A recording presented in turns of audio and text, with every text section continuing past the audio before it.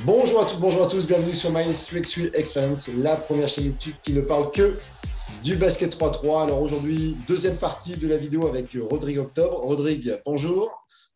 Salut Rémi. Merci d'être encore présent aujourd'hui avec moi pour cette deuxième partie, où là, on va rentrer un petit peu plus dans les détails, puisque tu vas nous expliquer un petit peu ton association et ton rôle officiel sur Marqueur 3-3.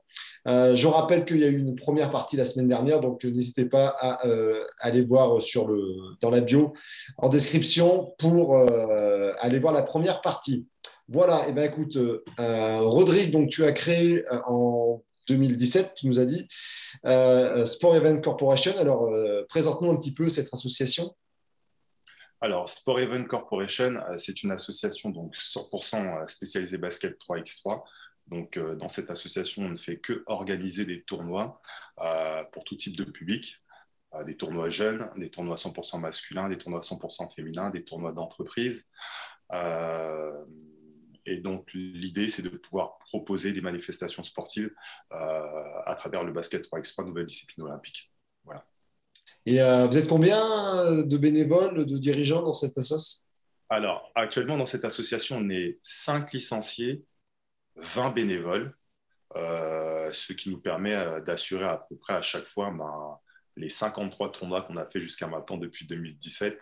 Voilà, donc moi, je suis coordonnateur d'événements, ça veut dire que je gère tous les tournois avant, pendant et après. Donc, il y a Mhm. la partie inscription, il y a la partie communication, il y a les échanges avec la communauté sur les réseaux sociaux. Ensuite, il y a l'organisation du tournoi, il y a la gestion du tournoi sur le terrain. Parfois également, lorsqu'il faut être ref, je prends un sifflet et je suis ref. Lorsqu'il faut être marqueur, je suis marqueur. L'idée dans tout ça, c'est de ne pas être dépendant de quelqu'un lorsque cette personne n'est pas présente, parce qu'il peut y avoir des aléas, il peut y avoir des imprévus. Donc l'idée, c'est de pouvoir avoir un maximum de compétences pour pouvoir continuer à faire les tournois, même si une ou deux personnes ne sont pas présentes. Et derrière, une fois que le tournoi est terminé, le valider auprès de la FIBA et ensuite communiquer avec des photos auprès de notre communauté. Et justement, par rapport, ça peut être intéressant pour ceux qui sont intéressés pour organiser des tournois. Comment vous avez fait, vous deux, parce que vous êtes parti sûrement de 3-4 personnes, un groupe de personnes, et vous êtes arrivé à une trentaine pratiquement de dirigeants bénévoles. Comment vous avez fait pour recruter ces bénévoles, ces dirigeants? Ça c'est drôle, ça s'est fait de bouche à oreille tout simplement en fin de compte. Un ami à moi a fait venir des amis à lui, tout simplement. Et ils ont apprécié, ils ont adoré l'ambiance. Et finalement, ils en ont parlé autour d'eux. D'autres personnes se sont greffées au projet. Et puis c'est comme ça que nos bénévoles ont grandi pour arriver à 20 personnes, ce qui nous permet d'assurer de A à Z à chaque fois l'ensemble de nos tournois sans problème. Avec le DJ inclus, le speaker inclus, les marqueurs inclus, moi pour gérer et chapeauter tout le tournoi, les refs, des personnes à la communication. Et puis au fur et à mesure que les joueurs viennent, ils échangent, ils parlent avec leurs copains, et puis du coup, ils ramènent leurs copains sur le tournoi. Donc la communauté, elle grandit, elle grandit. Et puis voilà. Ouais, super. Et alors, justement, imaginons je suis une personne novice qui veut organiser mon tournoi. Quels sont les conseils, on va dire, en termes d'organisation? Alors, je ne parle pas des homologations, des choses comme ça, mais en termes de communication, en termes d'inscription, en termes de coûts, est-ce que tu pourrais me donner quelques conseils comme ça pour organiser son tournoi? Alors un tournoi en moyenne, c'est 5 à 10 euros la plupart du temps pour les Open Start. Les Open Mhm. Plus, c'est différent, mais on va rester sur les Open Start entre 5 et 10 euros. On va dire 5 euros pour les jeunes, c'est bien. 10 euros pour les adultes, c'est bien. De préparer son tournoi avant, c'est-à-dire de chercher des partenaires, de chercher quelqu'un qui va s'occuper de la com si vous n'avez pas les compétences, pour pouvoir créer l'affiche, ensuite la diffuser sur des réseaux sociaux. Ne pas hésiter de se rapprocher sur la Fédé pour qu'elle puisse également relayer les infos sur ses réseaux sociaux. Derrière, avoir un maximum de bénévoles pour pouvoir occuper tous les postes indispensables à la bonne tenue d'un tournoi, les refs, les marqueurs, les personnes qui vont gérer également la restauration s'il y a une restauration pour les joueurs, la personne qui va gérer le flux et une personne pour chapeauter tout ça, on va dire un peu le manager d'organisation. Mhm. Et puis derrière, pouvoir récolter un maximum de visuels, donc avoir des personnes qui sont capables de prendre des vidéos, des photos pour ensuite restituer tout ça à la communauté qu'il aura créée au fur et à mesure. Ok. Alors, on va switcher là sur la partie officielle marqueur 3-3. Alors, est-ce que déjà, tu peux peut-être nous présenter un petit peu ce qu'on appelle dans le 5-5 les officiels tables de marque, un petit peu nous présenter comment se compose une table de marque 3-3. Alors, au basket 3x3, effectivement, c'est complètement différent du basket 5 contre 5. On les appelle déjà, les OTM, traditionnellement, on les appelle des marqueurs. Donc, on a une personne qui a la feuille de marque. On a également ensuite son binôme, la personne qui va gérer le logiciel Event Maker, donc le scoreboard opérateur. Et dans le trinôme, on a une personne qui est un peu isolée, c'est la personne qui va faire les 12 secondes. Ok. Et alors, toi, comment tu es arrivé au TM? Comment tu es arrivé à marqueur, pardon, 3-3. Alors, de façon complètement improbable, c'est un projet dont j'avais eu vent il y a à peu près un an de cela, mais ça restait un peu vague parce qu'il n'y avait pas vraiment de marqueur officiel. On en avait parlé et puis à un moment donné, quand il a vraiment fallu avoir des marqueurs sur des grosses compétitions comme des Open Plus, parce que ça évolue d'année en année avec des sommes de plus en plus importantes, il fallait des personnes qualifiées. On m'a proposé d'être marqueur, donc il y a eu une formation à Paris à laquelle je n'ai pas pu assister. C'était une formation théorique, mais du coup, on m'a quand même sollicité pour être sur l'Open Plus de Paris et du coup faire la formation terrain.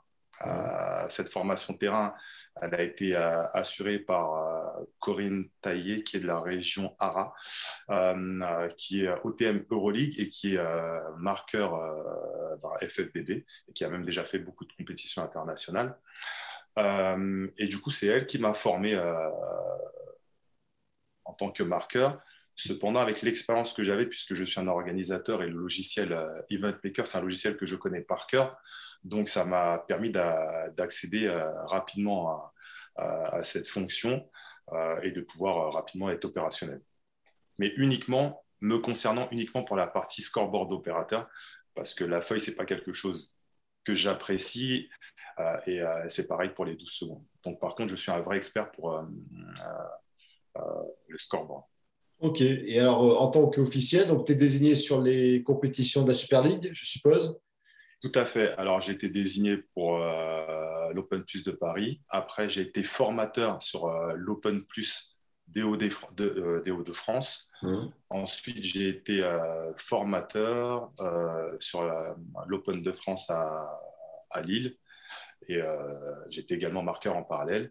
Et après, le sommet, on va dire le Graal, ça a été la convocation à l'Europe Cup. Là, ça a été une vraie satisfaction et une vraie expérience incroyable. C'était très intense parce que tout allait beaucoup plus vite. Les contacts, les coups de sifflet des refs, il fallait vraiment une concentration extrême. Et donc, c'est pour ça qu'il y avait un roulement en permanence avec les marqueurs. On était 6. Et Mhm. de mémoire, on faisait à chaque fois 2 matchs et ça tournait. Voilà, il ne Ok. fallait pas en faire plus parce qu'après, c'est très compliqué. Et alors, comment ça fonctionne une journée? On va prendre une Coupe d'Europe. À quelle heure on se lève? Qu'est-ce qu'on fait? Est-ce qu'on a des briefs avec les arbitres? Voilà, comment se passe une journée concrètement? Alors, nous, on a effectivement des meetings. On doit avoir un à deux meetings, un le matin et un le soir pour faire le débrief de la journée. Le meeting, on va étudier les différentes équipes. On va essayer de constituer les trinômes, puisque dans les trinômes, il y a des gens qui ont des spécificités. Il y a des personnes qui sont très fortes sur les 12 secondes. Il y a des personnes comme moi qui sont très habiles sur le scoreboard et d'autres personnes qui sont très fortes à la feuille de marque. Donc, on essaye de mettre les spécialistes dans leur domaine. On va également refaire des matchs aussi pour se mettre en condition. Donc, on va mettre un match sur la télé et on va se mettre en condition avec la personne qui a la feuille, la personne qui va gérer le logiciel Event Maker et la personne qui est aux 12 secondes. Ensuite, on repart dans notre chambre, on va manger, on se prépare, on y va et après, le soir, on fait le débrief de la journée. Ok. Et quelles sont vos relations avec les arbitres? Vous en avez ou pas? Alors, à l'Europe Cup, on en a eu très, très peu. Euh, on en a eu un peu avec Najib, mais très, très peu avec les refs. Peut-être parce que c'était la première grande compétition que nous, on avait à Paris. Euh, mais effectivement, après, peut-être que la barrière de la langue aussi, ça peut être un frein. Ceci étant, on n'a pas eu l'occasion de trop parler anglais non plus. C'est tellement intense qu'ils sont dans leur bulle, les refs, et nous aussi, on est dans notre bulle. Donc, chacun doit faire son travail.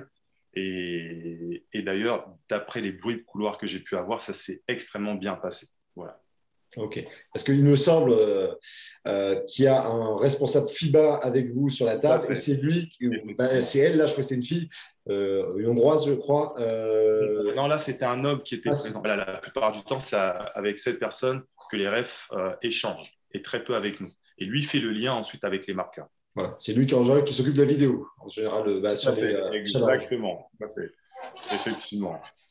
Ok, et ben écoute, c'était très intéressant de voir un petit peu cette partie-là en tant que marqueur et de nous avoir présenté un petit peu ton association, pardon.